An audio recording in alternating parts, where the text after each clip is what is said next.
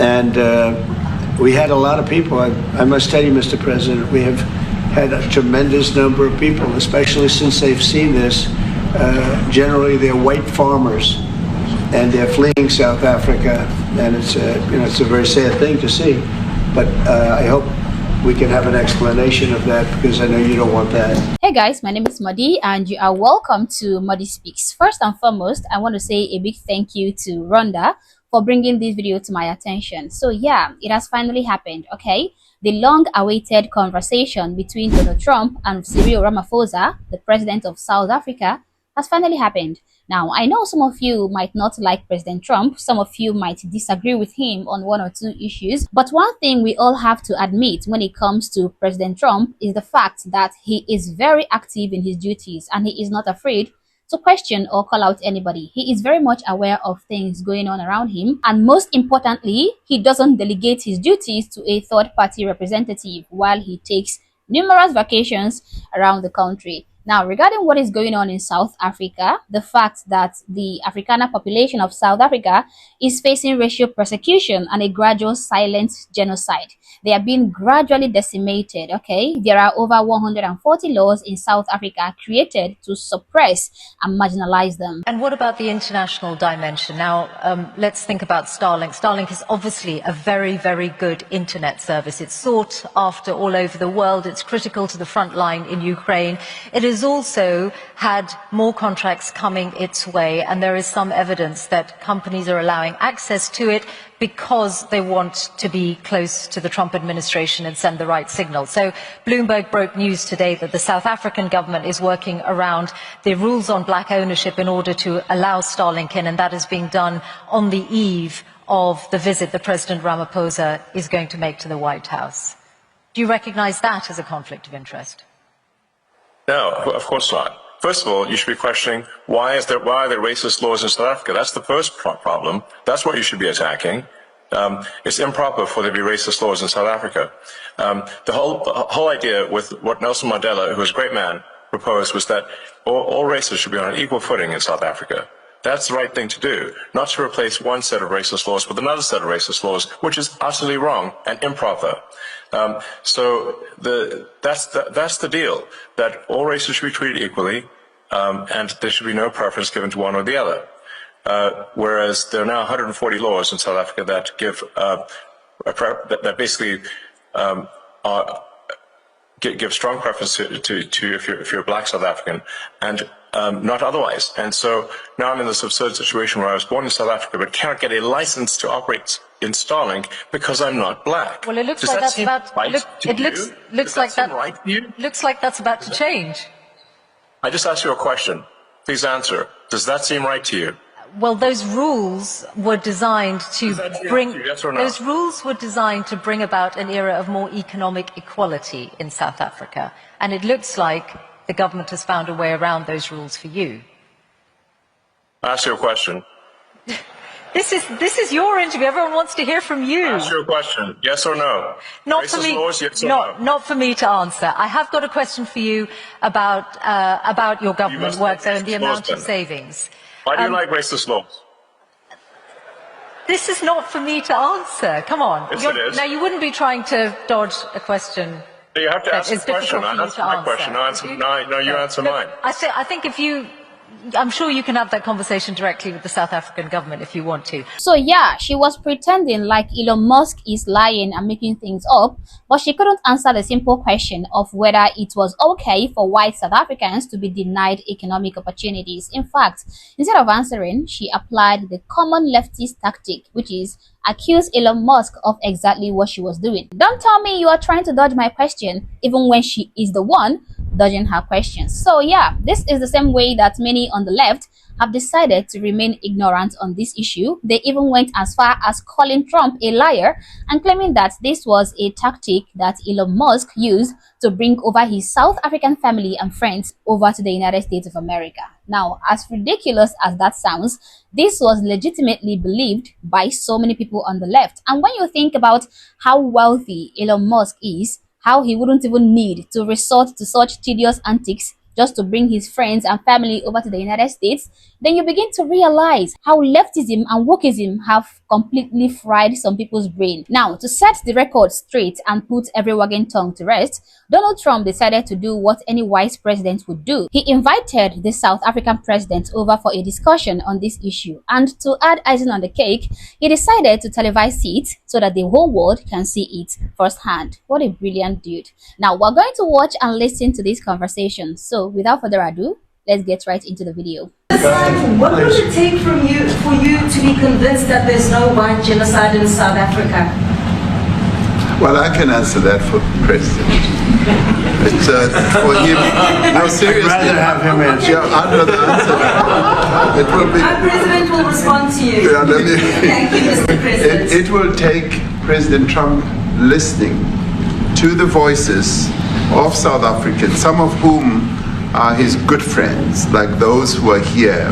When we have talks between us on the quiet table, it will take President Trump to listen to them.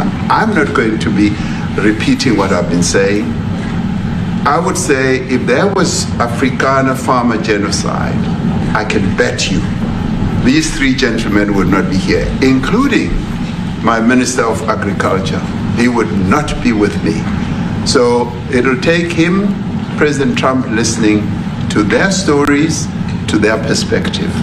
That is the answer to your question. But, Mr. President, I must say President that Trump. we have, wait.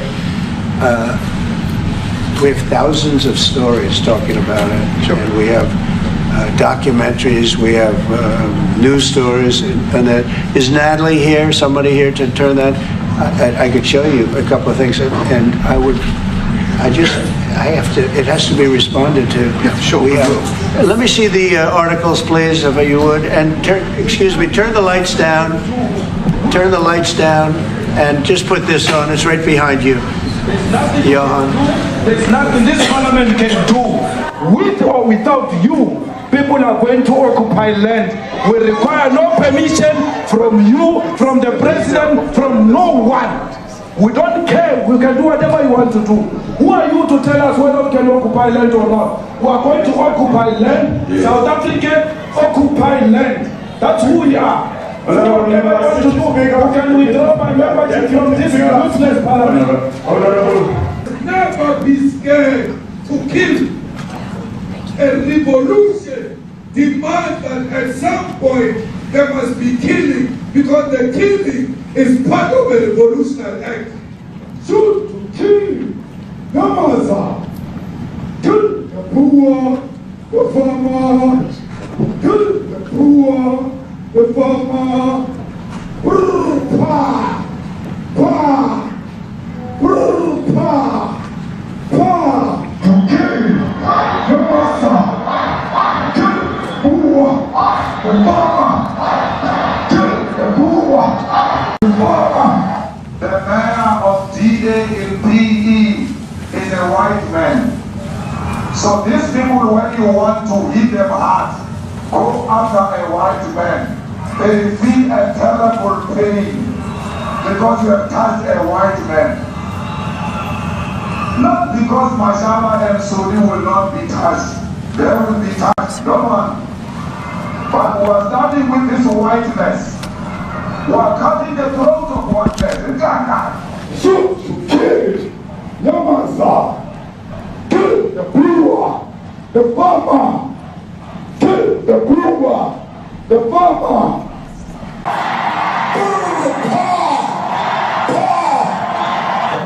I don't know what's going to happen in the future.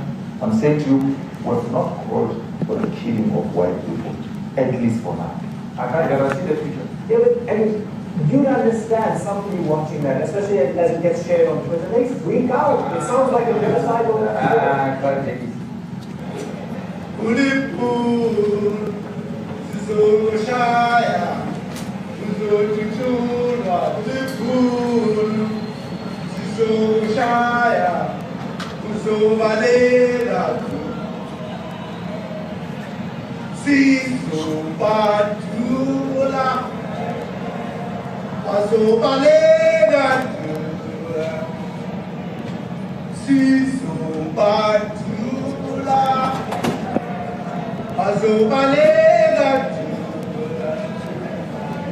will expropriate land without compensation, whether they like it or not. If they object, they can seek refugee in America. Now, first of all, I just want to commend President Donald Trump for his transparency and his urge to unearth the truth behind this story. But guys, did you see the shock on Ramaphosa's face? He couldn't believe it. He was extremely uneasy on that chair. His heart must have been, beating a wild rhythm in his chest. Trump came with receipts. But let's not, get ahead of ourselves. Let's hear what he has to say, because that is the most important reason why we are here. Let's listen. Now this is very bad. These are burial sites right here. Burial sites. Over 1,000 of white farmers, and those cars are lined up to pay love on a Sunday morning. Each one of those white things you see is a cross, and there's approximately 1,000 of them. They're all white farmers, the family of white farmers. And those cars aren't driving, they're stopped there to pay respects to their family member who was killed. And it's a terrible sight. I've never seen anything like it. Those people were all killed. Have they told you where that is, Mr. President? No, I'd like to know where that is, because this I've never seen. But okay. I mean, it's in South Africa. That's He is claiming that he doesn't know where that site is. He's claiming that he doesn't know anything. He needs another president of another country to show him and tell him things about his own country. I just wished that Donald Trump had also shown him the Plasmod monument, okay, with over 4,000 graves of white South African farmers who were massacred. Let's see how he denies that one too. We need to find out. Okay. Mr. President, the Pentagon announced that it would be accepting a Qatari jet to be used as Air Force One. What are you talking about? What are you talking about? You to get out of here. What does this have to do with the Qatari jet? They're giving the United States Air Force a jet, okay? And it's a great thing.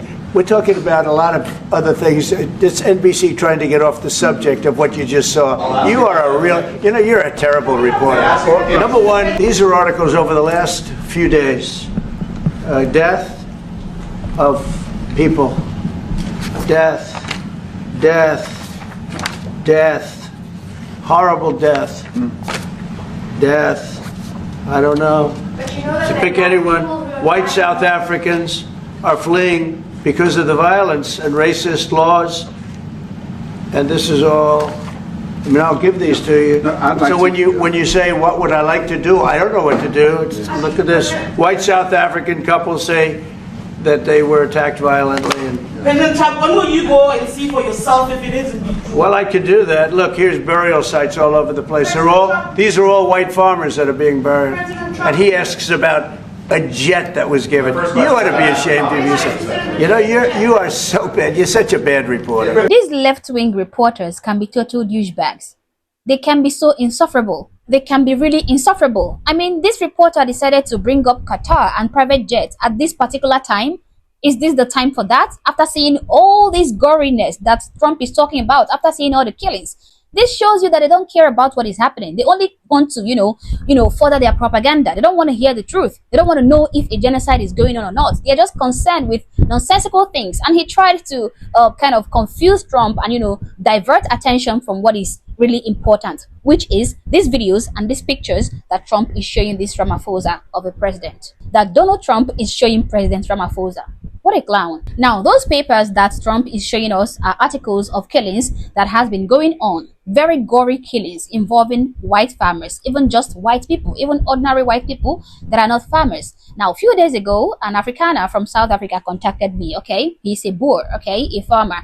And he has witnessed some of these killings. He said he came across some of my videos and decided to reach out and tell me more about the situation. According to him, the media and the South African government is involved in a massive cover-up of these murders, okay? And he and people like him cannot even speak up for fear of being hunted down and killed. He provided me with many of the photos and videos of these incidents. Oh my god, I couldn't even watch the videos because of how extremely graphic they were. None of these farmers were killed by just giving a shot in the head or something like that. No, All the corpses had series of stitches running across their body, testament to how they were tortured before they were killed.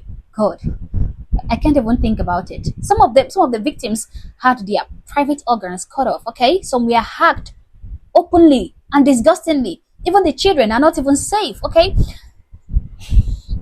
There was one account where a two-year-old child was stuffed in the oven and killed alive, while her parents, whose Achilles tendons have been slashed open, lay in agony watching as their child burned, okay? One guy's head was hacked open with a machete, okay, as he staggered and fell to the floor.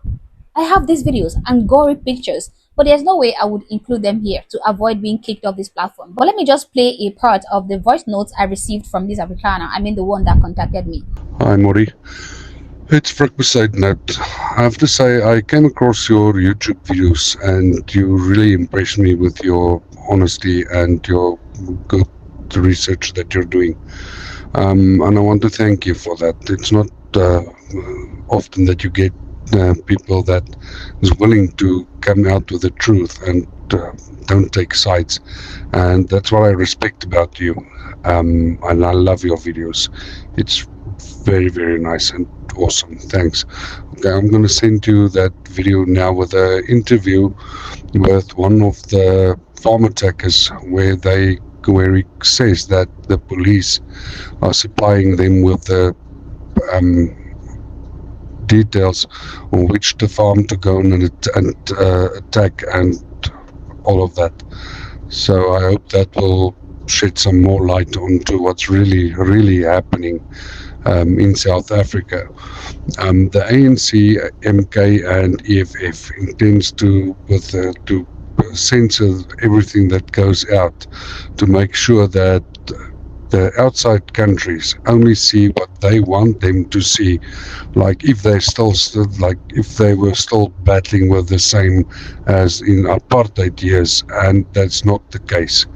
Me myself personally have been threatened several times just because I am white. Now I'm a different type of person. When they threatened me, I told them, all right, I'll be there and there at that time of day or night. I'll be waiting for you, and then they just don't show up. But yeah, my personal self, I've been threatened roughly about, if I can count quickly, about 15 to 20 times already, that they're going to wipe my family out and me. So, but I'm going to send that video now for you. Thanks, eh?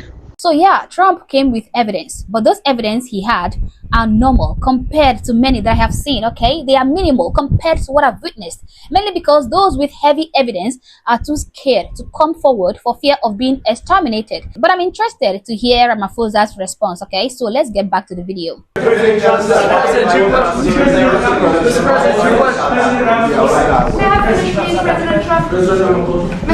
This is one after another. This family was wiped out. I'm just looking. Can we get a response from President Ramaphosa, Your please? reaction to those videos, Mr. President Trump, Well, I think the videos are so. No. When you look at the videos, I mean, how does it get worse? And these are people that are officials, and they're saying that kill the white farmer and take their land. That's what. And I have other friends in South Africa. I have people that left. One in particular that says you can't go there. He said they want to take your land, they take your land and they kill you.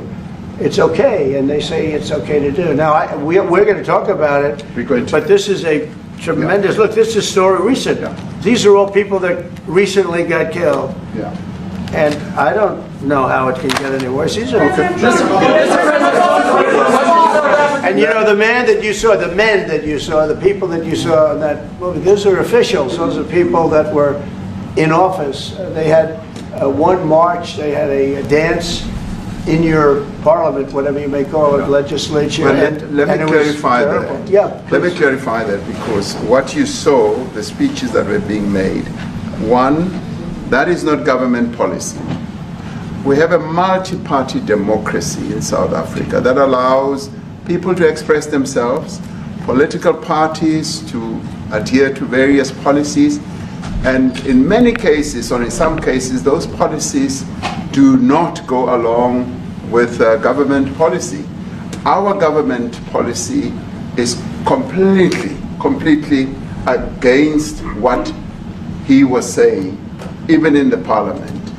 And they're a small minority party, which is allowed to exist in terms of our constitution. Now, to be fair, that man who has been chanting that all white farmers should be killed, his name is Julius Malema. He is not the president of the country, yeah, but he is the president and the leader of a political party called the EFF. This is a very big and respected political party in South Africa. In fact, it is considered the ruling party's biggest rival. And if you look at those rallies conducted by this EFF, you would see the huge number of crowd that always turns up at these rallies, okay? This is to inform you that this party has a lot of influence among black South Africans, okay? It has massive support from the people of South Africa. Just look at the massive number of people that came out for this rally. Now, imagine how massive their supporters and members are. Now, when you claim that this guy calling for the killing of the Boers, killing of the white farmers, is not a government official simply because he is not part of the ANC ruling party, that is just a pure and lame excuse. It doesn't make sense. And again, the second person that was shown, I mean this guy who was chanting also to kill the white farmers and kill the Boers.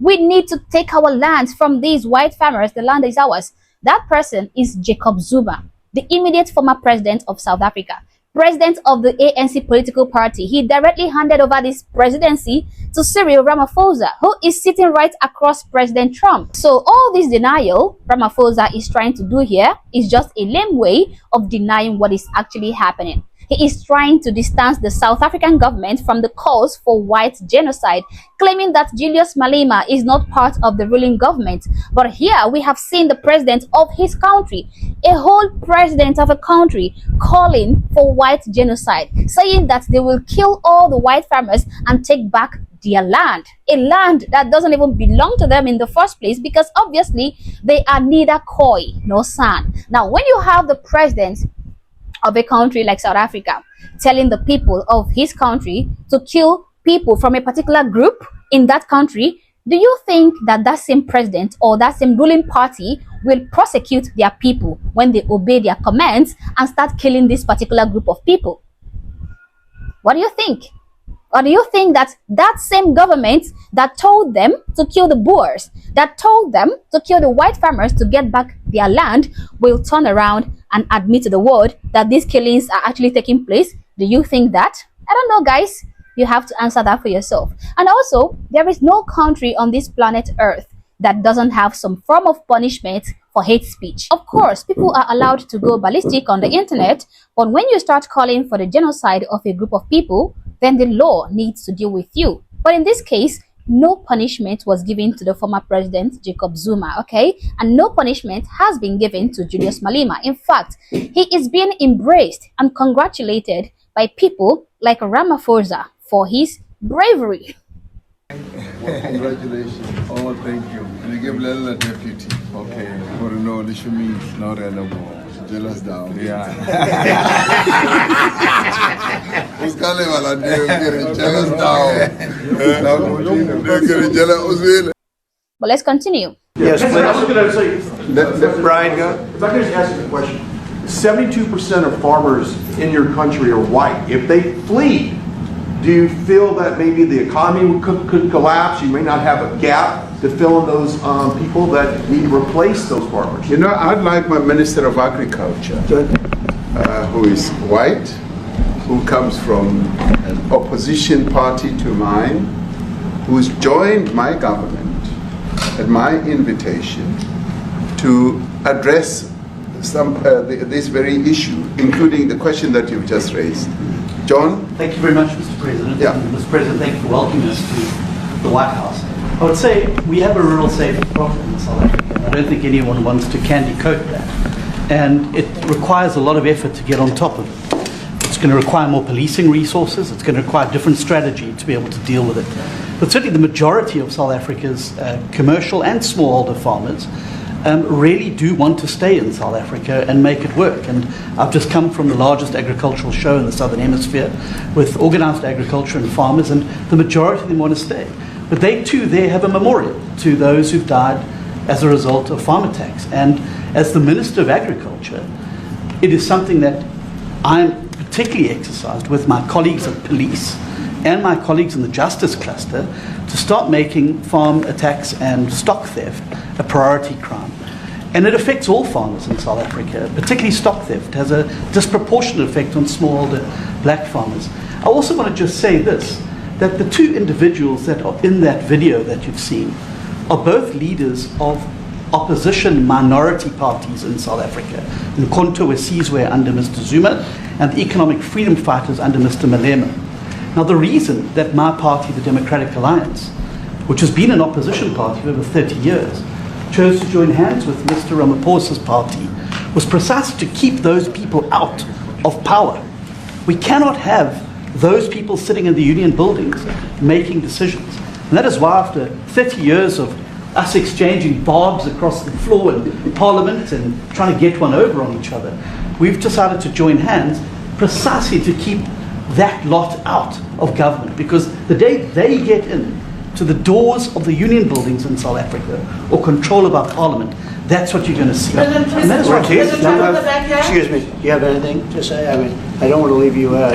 You know, the guy won 3 or 4 majors. 3 or 4? No, only 2. 2. That's a lot. By the way, 2's a lot. A lot of tournaments you won too. You have anything to say? Yeah, thank you, Mr. President. President Ramaphosa. I grew up in an area in South Africa that is a farmland area, Polokwane.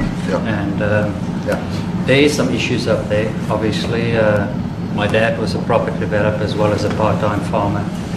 And yeah, some of these buddy farmers got killed. The farm is still going. My brothers run it, but it's a constant battle with farms they're trying to burn the farms down to chase you away. So it is a concern to try and make a living as a farmer. And at the end, without farmers, there's no food on the plate. So we need the farmers to produce the food. Farming, right? He wouldn't do it. He wouldn't even want to do what you're doing. Right? They love farming. They don't want to leave. But it's a struggle. Yeah, and food and fresh water is the most important thing in life. Without those two things, you can't survive. How is the water there? The water is great. Obviously, all the water comes out of the borehole, out of ground for us down there. But yeah, it is a battle to get the water out sometimes when all the equipment gets stolen all the time that you're trying to get the water out. So does your family and your brother, do they feel safe on the farm? They live behind electric fences, try and be at night safe. But it is constant whenever you leave that something could happen. And there's nowhere to live. Both of them has been attacked in their houses. My mom's been attacked in her house when she was 80. So it is difficult. But the guys live a great life despite everything going on. So guys, yeah, I wasn't actually expecting this guy to agree that yes, white farmers are being hunted down and killed, or yes, there is a silent genocide going on in South Africa with white people being the recipients. I mean, these white South Africans even mentioned that some of these farmers, I mean this particular guy here, some of these farmers are being killed, their farms being burnt down, their equipment stolen. In fact, for them to be safe in South Africa, these white farmers, these white people had to erect huge electric fences around their entire building in order to stay safe. Now, that is a horror story. That is not something you do when you are not in constant fear for your life. Now, guys like Ramaphosa, the president of South Africa, will never agree that there is a silent genocide of white people going on because they cannot bear the heat. And truly, I don't even expect them to admit that this is happening. But the truth is, with everything I have seen coming from the former president Jacob Zuma, also by witnessing almost half of the entire South Africa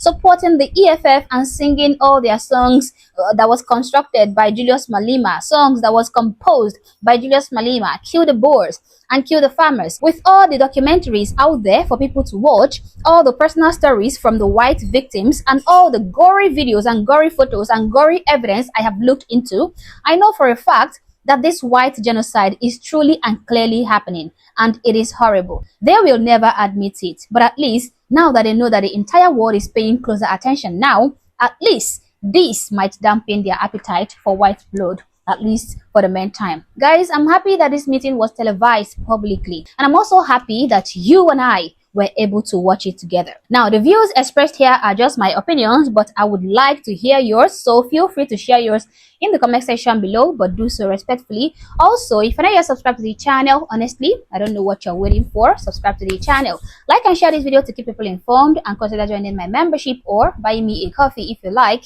as a way of supporting the channel. Thank you for watching this video, and I hope to catch you on the next one. For now, peace. And also, I want to say thank you to all my new members. Thank you. I appreciate the support. Thank you, and I will catch you on the next one of this video. Bye.